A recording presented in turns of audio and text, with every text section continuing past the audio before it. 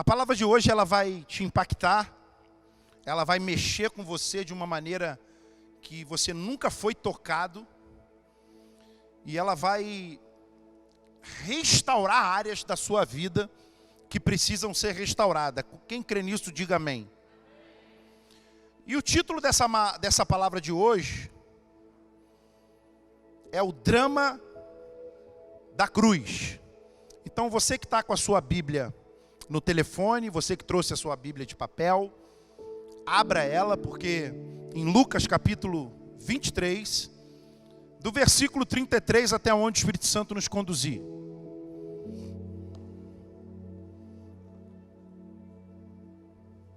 Nossas crianças já estão lá em cima. As crianças agora elas sobem direto. Já estão dando um númerozinho para cada criança e para os pais. Cada pai que entrega a criança recebe um número. A criança só sai de lá se o pai devolver o número. Ou a mãe. Amém?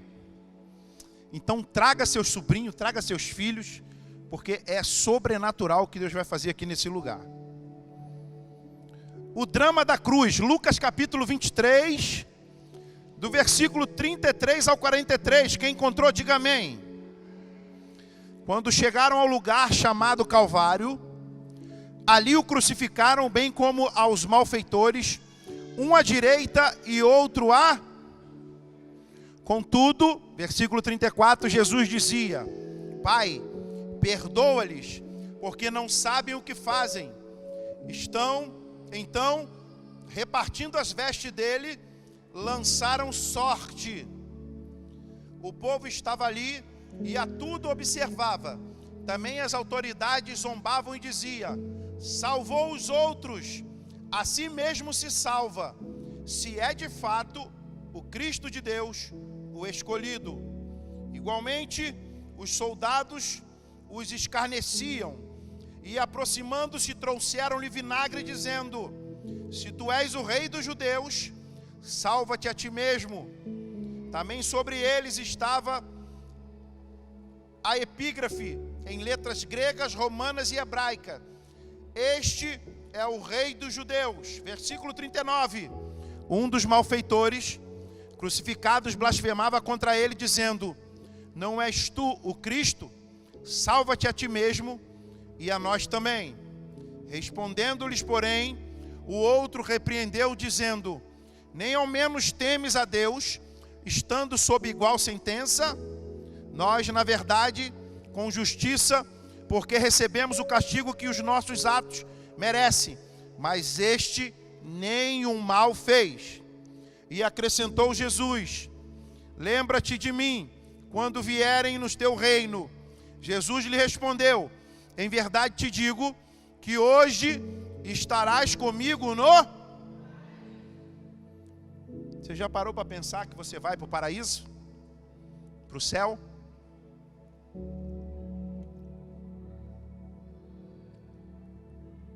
Você já parou para pensar que um terrorista, ele explode o corpo dele achando que está indo para um paraíso?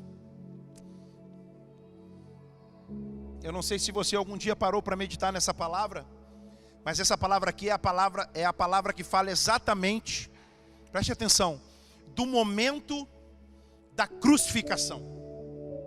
Essa palavra é uma palavra que fala de 3 cruzes: a cruz da esquerda, a cruz do meio e a cruz da direita.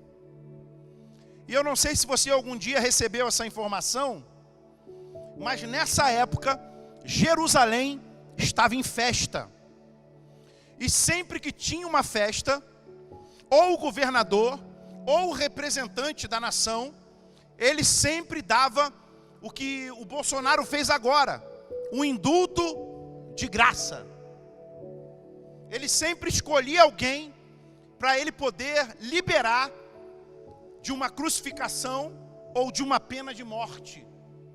Então isso que você está vendo agora acontecer lá em Brasília, eu não vou dizer por você, mas com o meu presidente, isso já acontece desde o tempo do Império Romano, da crucificação de Cristo. E eu não sei se você sabe, grande parte do direito penal foi tirado da Bíblia. da antiguidade. Diga aleluia. Então, na sexta-feira pela manhã, o Rabi, ele recebeu essa punição. E o que acontece é que esse homem, que todo mundo conhece, não queria crucificar Jesus. Ele falou, eu vou mandar sacrificar ele, chicotear ele com tanta intensidade, porque aí de repente o povo vai ver o estado dele e vai liberar ele. Até que chegou um ponto que o povo falou assim, não, crucifica ele e libera o ladrão mais ladrão de todos.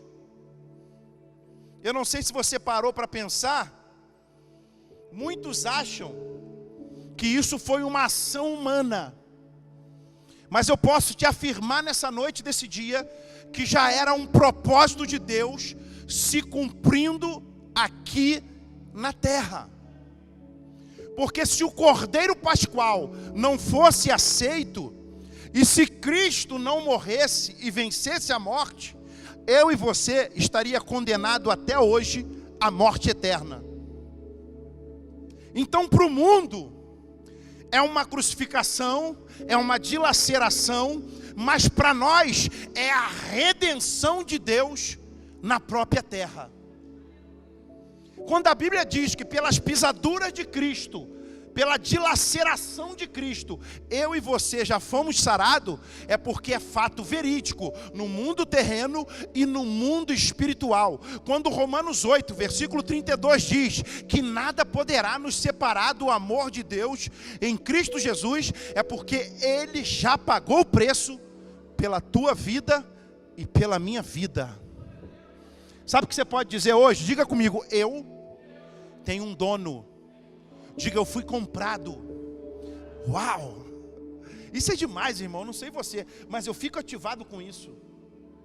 Eu escutei um testemunho uma vez, que o filho de um pastor chegou nos Estados Unidos, e ele era tipo, ele tinha biotipo, ele tinha um biotipo de roqueiro, estilo.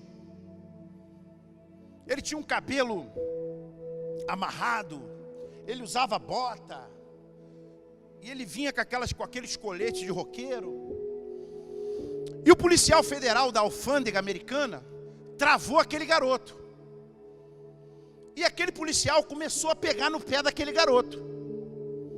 E ele ligou para o pai dele, lá em Goiânia, que era um pastor de governo.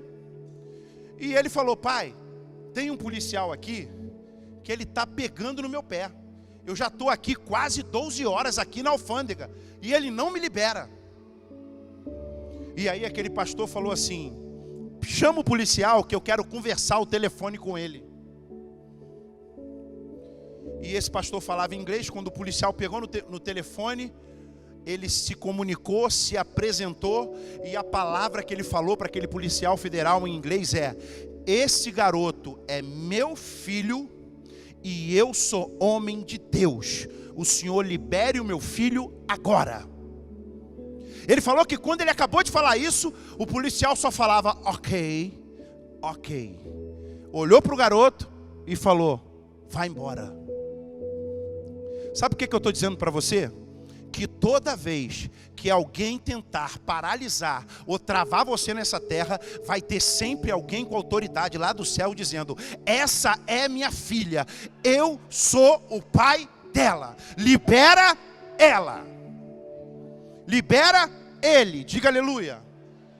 Então aprenda com isso, que você não está sozinho. Aprenda com isso, que foi o amor de Deus que te conquistou. Irmão, não tem coisa, pastor, mas aqui no Pão da Vida vocês não pregam um chicote?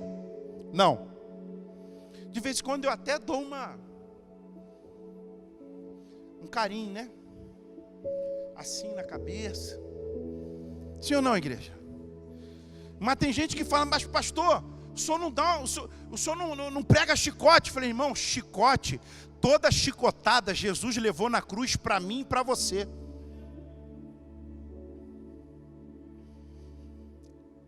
E eu quero compartilhar com você hoje sobre esses 3 homens que morreram na cruz.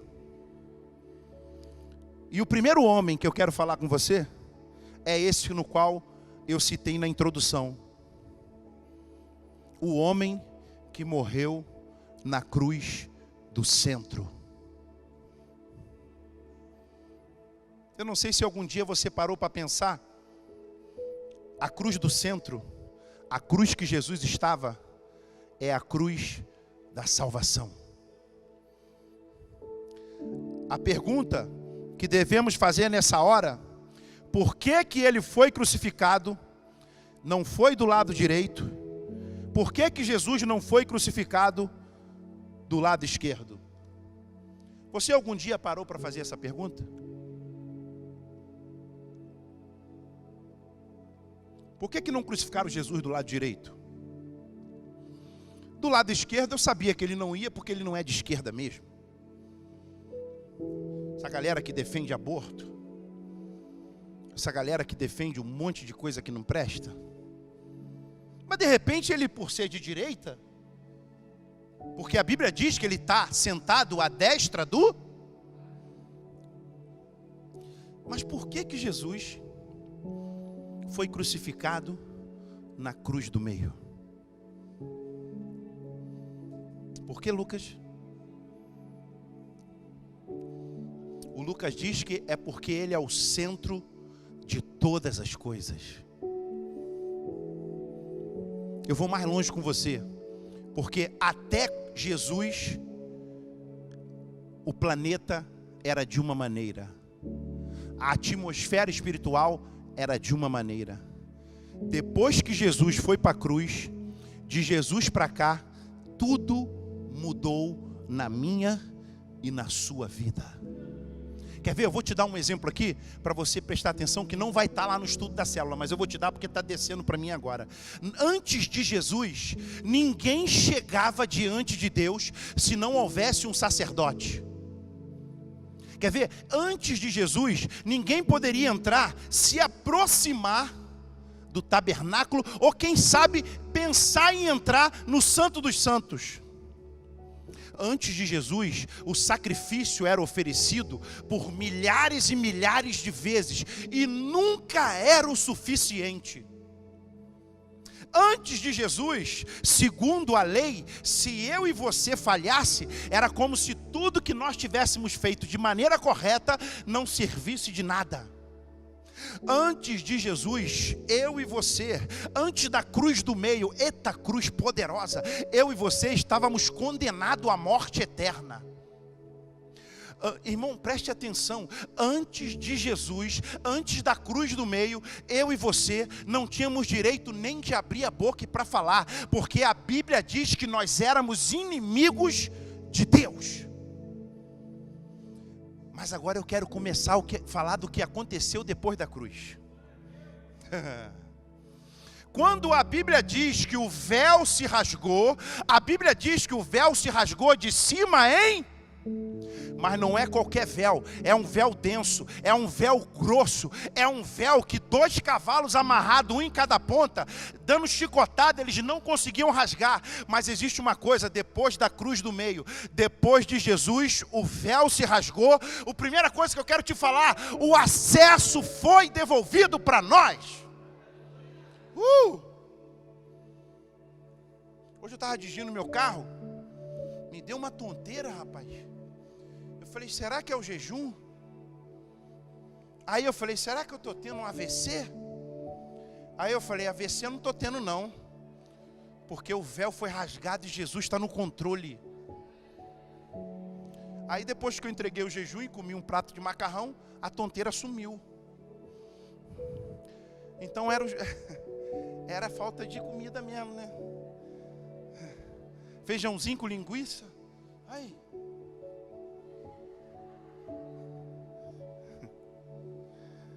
Não é mole não, irmão. É de 8 às 18. Só olhando a banda passar.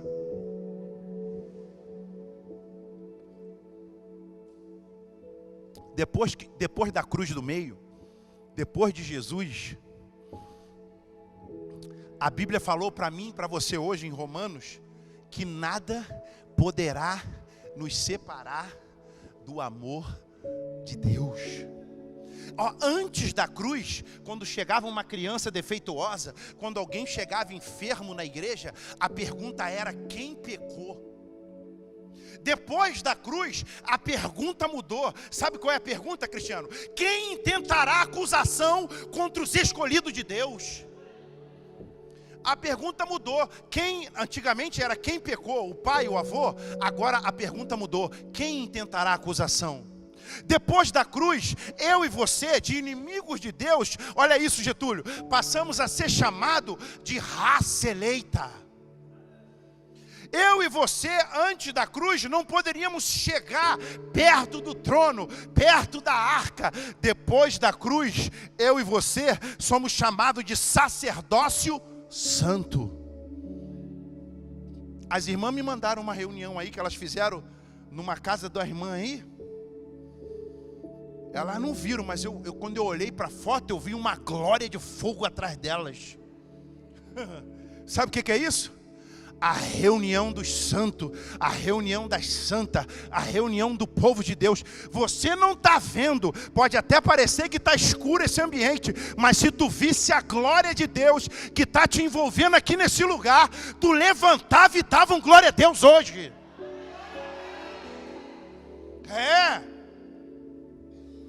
E vou te falar uma coisa aqui, ó. Depois da cruz, tem uma coisa aqui que você precisa anotar no teu caderno, na tábua do teu coração, deixar circular na tua veia, que foi o que eu li para você aqui. Quem nos separará do amor de Deus? Tem gente que fala para mim assim: pastor, eu não fui no culto hoje.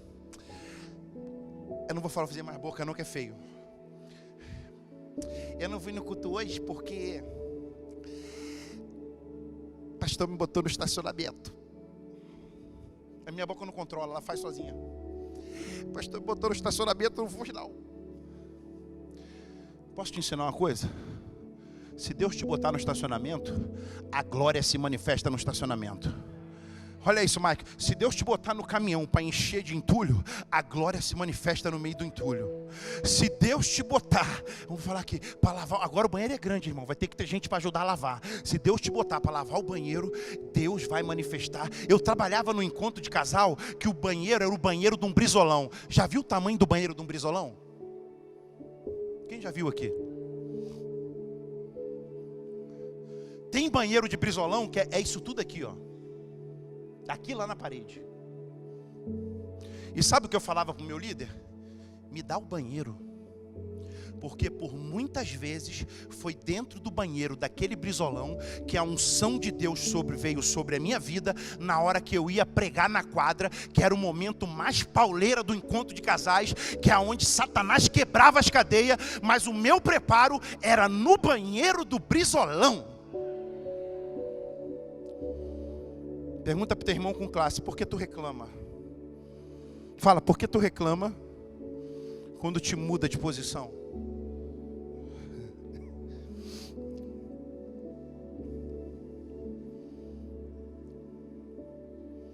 Sabe um outro motivo porque Jesus está na cruz do centro? Porque Jesus é quem julga quem vem e quem vai. Que é isso, pastor? Sabe o que a Bíblia diz? Que ninguém irá ao Pai se não for por... Eu tenho muitos amigos que não são crentes. Eles brincam comigo, eu fico lá no meio deles vendo eles brincar. Às vezes finge que estou bobo. Porque tem hora que você tem que fazer igual o apóstolo Paulo, irmão. Eu me fiz de tolo para ganhar os... Eles falam de Sapucaí. Outro dia um veio mostrar uma mulher pelada para mim. Eu falei, rapaz, mulher pelada, hein? Aí sabe o que eu falei para ele? Isso é tão bom que Deus só fez uma para o homem. Aí ele, pô, tá de brincadeira, Alexandre? Eu falei, E eu sou um cara tão diferenciado, eu tenho tanto favor de Deus na minha vida, que eu conquisto a mesma mulher há mais de 30 anos. Aí eles começam a falar, como é que é isso? Eu falei, rapaz, que isso, rapaz? Você não está me dizendo nada, cada dia você pega uma, você está agindo como bobo. Eu quero ver tu conquistar a mesma há 32 anos. Porque nos primeiros 5 anos é mole. Para algumas metodologias aí, estatísticas, dizem que maior índice de separação nos primeiros 5, né? Mas nos primeiros 10, é isso aí, Angélica? Tem um demônio dos 7 aí, aqui não tem, que Deus repreende ele. 7 anos separa, é conversa de bobo. Isso é conversa de bobo. Mas, irmão, aprende uma coisa: se Deus te deu a tua esposa, se Deus te deu o teu marido, cuida, valoriza, investe na vida dele. Aí, rapaz, faz aquela confusão danada, aí larga, casa de novo. Olha isso, fofinho. Você sabe o que acontece? Não olha para a cruz, não olha para Cristo, não olha para a palavra, não se envolve com a vida da igreja e acha que vai resolver o problema largando a esposa. Ei, eu vou te dar uma notícia boa. Você só vai trocar de desafio, porque esposa não é problema. Ser casado com a mesma esposa é Sim ou não? Porque você decidiu casar, e você, mulher, decidiu casar com um homem que é completamente diferente de você. Você é um carnívoro voraz, come um boi inteiro. Ela parece a Bela comendo sushi com 2 canudinhos. E você vem com aquela traseiro de cordeiro assado na mão. E ela olha para você e fala: Jesus, eu casei com esse ser humano.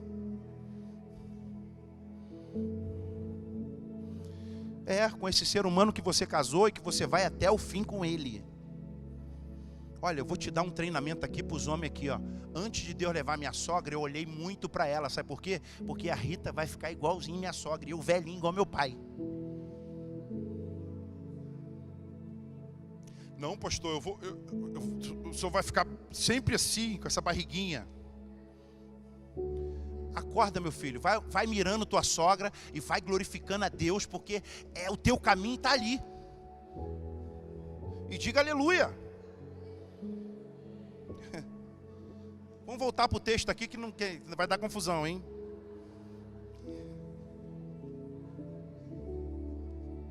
Ai, pastor, irmão Zezinho. Irmão, aprende uma coisa. Entenda, você, de uma vez por todas, que ele não foi para aquela cruz porque Judas traiu ele por ganância. Jesus não foi para aquela cruz porque Judas traiu. Jesus não foi para aquela cruz porque os judeus estavam somente com inveja dele, porque Pilatos determinou. Ele não foi para aquela cruz porque Pilatos covardemente decretou a sentença de morte. Jesus não foi para aquela cruz porque os soldados foram cruéis com ele. Jesus não foi para aquela cruz porque o Pai entregou ele de qualquer maneira. Não. Jesus não foi para aquela cruz por todos esses motivos. Jesus foi para aquela cruz por sua causa e por minha causa. Que isso, pastor? Foi na cruz, onde um dia eu vi meus pecados castigados em Jesus. Foi ali pela fé.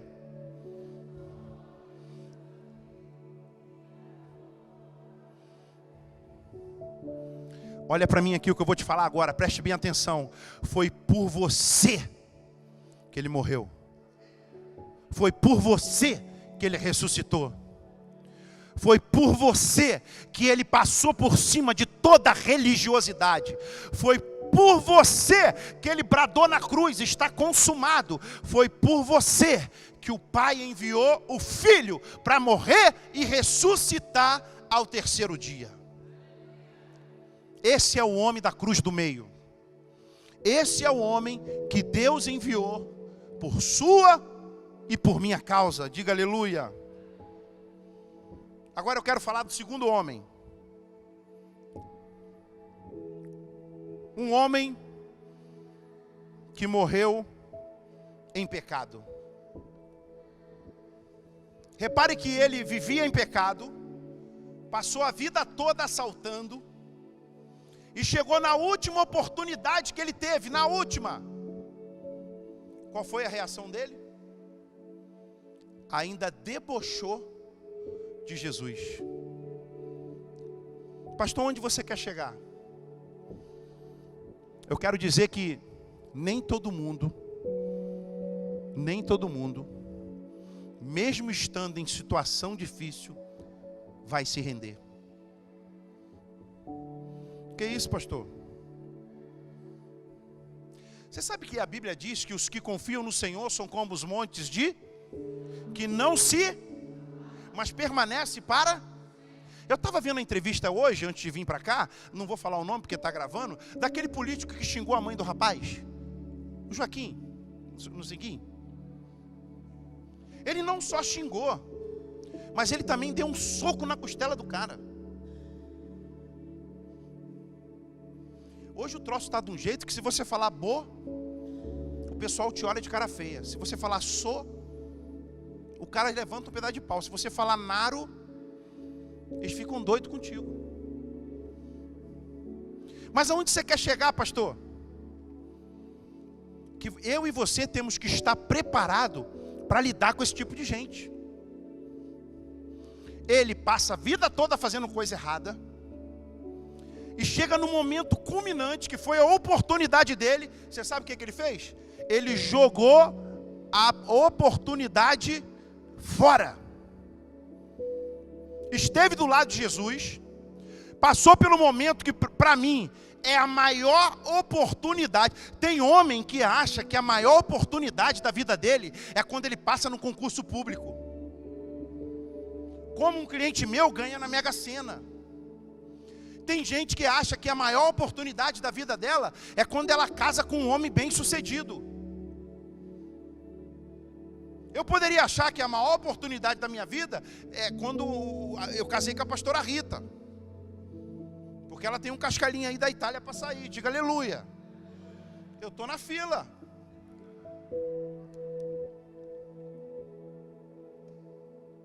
Ei, olhe para mim. Mas não é a maior oportunidade da minha vida.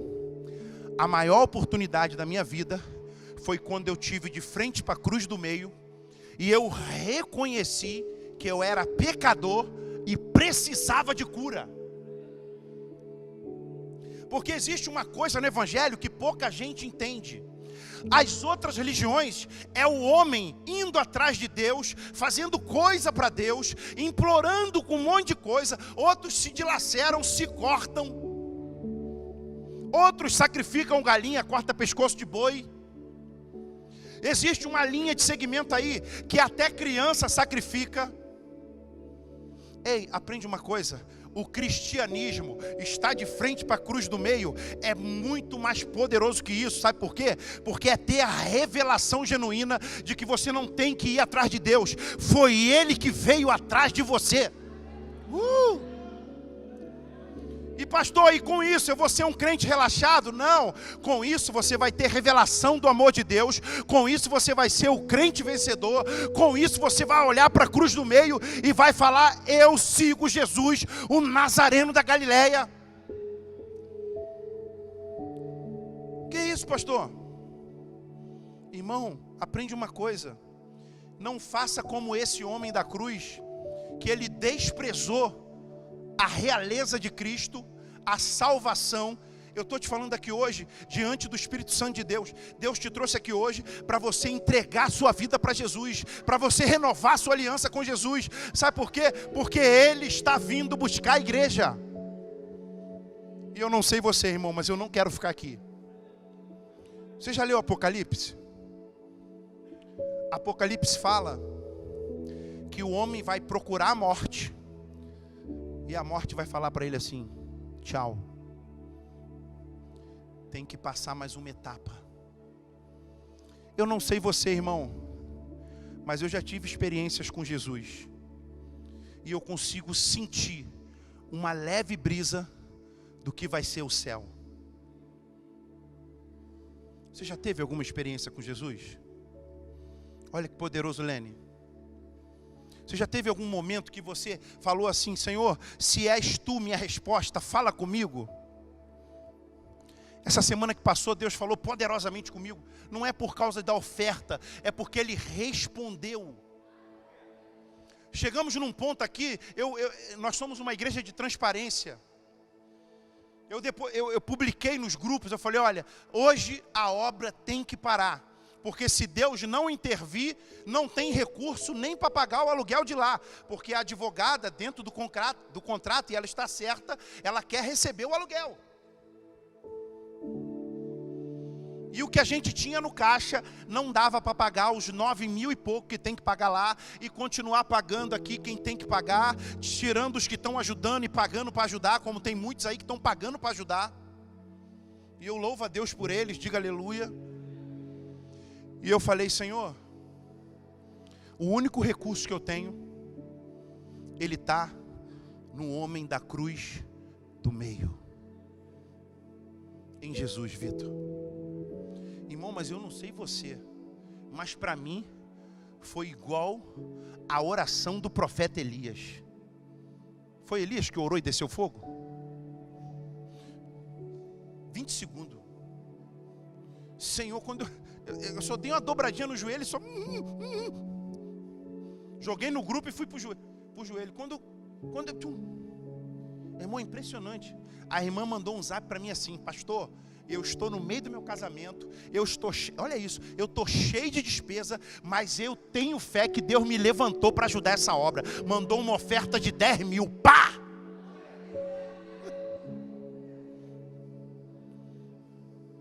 Aí os que confiam no Senhor são como os montes de Sião, que não se abalam. Aí já veio outro irmão, eu posso falar porque é para a glória de Deus, já deu um dízimo de 27.000, pá! Falei: eita, rapaz. Falei: é muita glória. Aí presta atenção que eu estou falando agora, tu vai pegar a visão toda. Aí fica de pé a igreja toda agora, por favor. De pé a igreja toda. Aí sabe o que está acontecendo, meu irmão, na verdade? Não vamos deixar seu Augusto sentado, não. Vamos levantar seu Augusto. Na fé, levanta ele na fé que Deus vai usar ele. É federal, ele é federal. Só um segundinho, levanta ele um segundo. Isso, ele está ligado, ele está ligado na videira. Aí sabe o que está acontecendo agora, meu irmão? Deus vai levantar e vai usar você, e você vai ser tocado pelo Espírito e vai entregar a tua oferta hoje. Diga aleluia. Pode aplaudir sentando aí.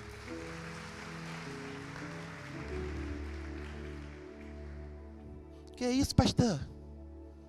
Eu estou duro igual um coco. Deixa eu te ensinar uma coisa. Com coco a gente faz cocada.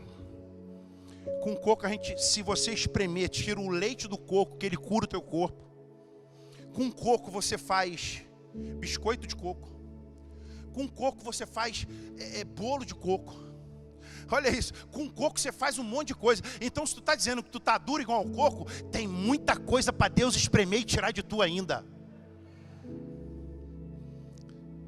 Cuidado com o que tu fala, diga amém. Eu queria finalizar te dizendo uma coisa. Na célula você vai comer dessa palavra toda. Eu queria que você lesse comigo Lucas 23, 43.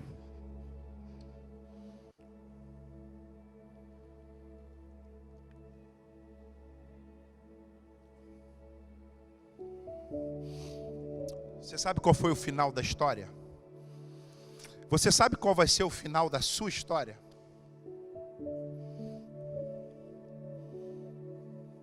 André, tem um final pra gente bonito. E olha, sabe o que me chama a atenção? Sabe o que me ativa muito? É que nós somos o único povo que sabemos qual foi o nosso passado, sabemos qual é o nosso presente e temos a certeza do nosso futuro. Ei, Simone. Ei, nosso futuro é certo. Tem gente que fala assim: não, porque eu não nasci de pai rico, meu futuro está meio incerto. Se você não formar na Oeste, teu futuro está meio balangando. Vou te falar como é que vai ser o teu futuro, junto com o meu. Lucas 23, 43. Quem encontrou, diga amém. O que está escrito aí?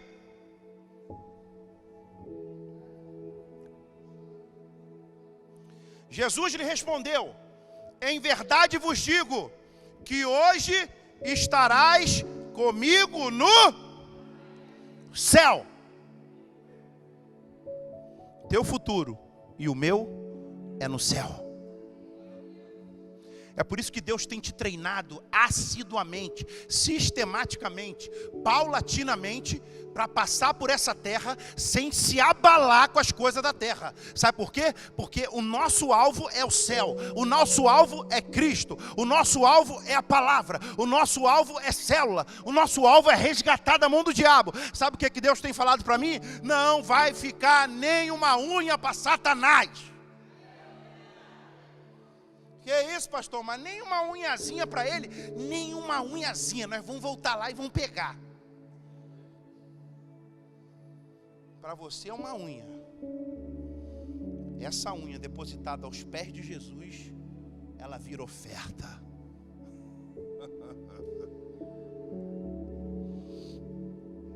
Que você saia daqui hoje com essa certeza. Que você saia daqui hoje com essa revelação. E ó, nós vamos entrar na ceia, nós vamos entregar a oferta, mas eu quero orar por quem chegou aqui pensando em parar. Eu quero orar para saber se tem alguém aqui para entregar sua vida para esse Jesus, para esse homem da cruz do meio. Eu quero orar por você que está desanimado. Eu quero orar por você que não acreditava mais no que Jesus tem na tua vida. Eu quero orar por você que está cocheando entre os dois senhores. Uma hora tu vai na macumba, outra hora tu vem para Jesus, outra hora tu vai lá no espiritismo, outra hora tu volta para Jesus. Você que está balangando, eu quero orar por você aqui, para Deus derramar firmeza na tua vida. Eu quero orar por você que não queria nem sair de casa para vir para cá. Agora tu pode fazer igual os dois homens da cruz, porque o do meio, ele é que determina. Mas tu pode fazer igual o da esquerda, que olha para o pecado dele, olha para a vida miserável dele e ainda debocha. Ou tu pode fazer igual o da direita, que reconhece a sua pequenez e reconhece a grandeza de Cristo, e Cristo olha para ele e fala: hoje mesmo estarás comigo no... Que é isso, pastor? Irmão, eu quando tive a oportunidade de entregar minha vida para Jesus, eu não perdi um segundo. Sabe por quê? Porque ficar na mão do diabo é muito ruim. Pastor, eu estou curtindo a pampa. Fica à vontade. Pastor, eu estou precisando. Vem aqui que nós vamos orar por você.